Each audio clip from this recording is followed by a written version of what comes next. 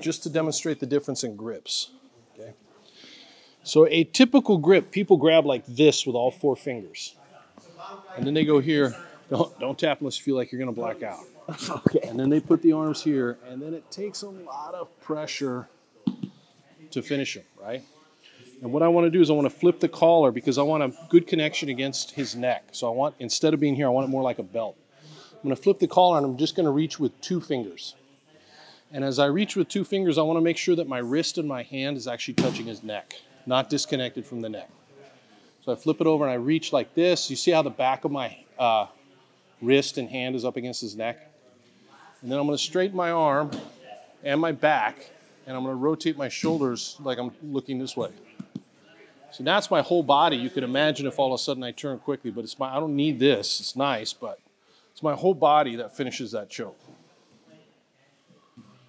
And that's what a clock choke looks like, but upside down. Okay. So just focus on the grip. Instead of doing this, that's actually a weaker grip and easier to break than this. And you'll see that when I flip the collar, see how that takes out all the slack and how his skin's bent? That's perfect. So now I have connection all the way around his neck. I lock my body in place, and I use my body so we're not choking with our arms. Anytime you're doing this kind of stuff with your arms, you're doing it. It's not good jiu-jitsu. Posture-wise, just like everything else in jiu-jitsu, if my knee's on the mat, that's weight that's not on Liam, right? And my weight is centered more here. And when he moves, so he can get a separation from me, he can break connection. So the first thing when I'm here is I get this knee off the mat, and I'm pushing off my foot. I'm driving my hip into his hip, and I want a hip-to-hip connection. That's the first thing for this position.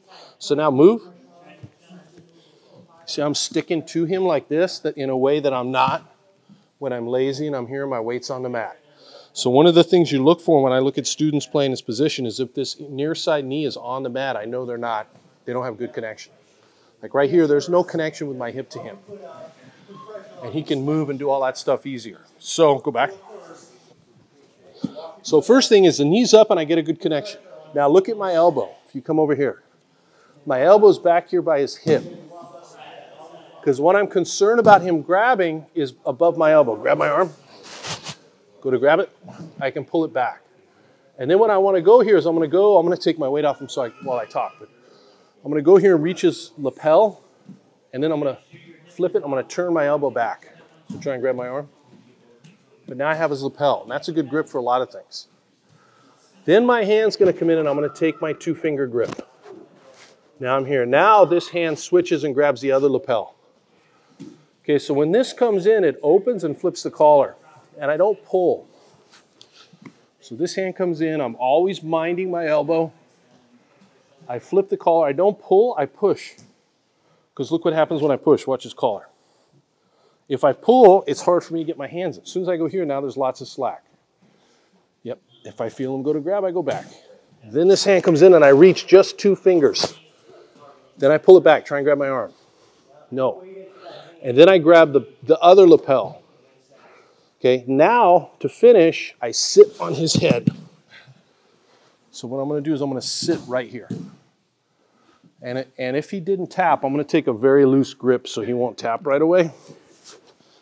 If he didn't tap and I get here,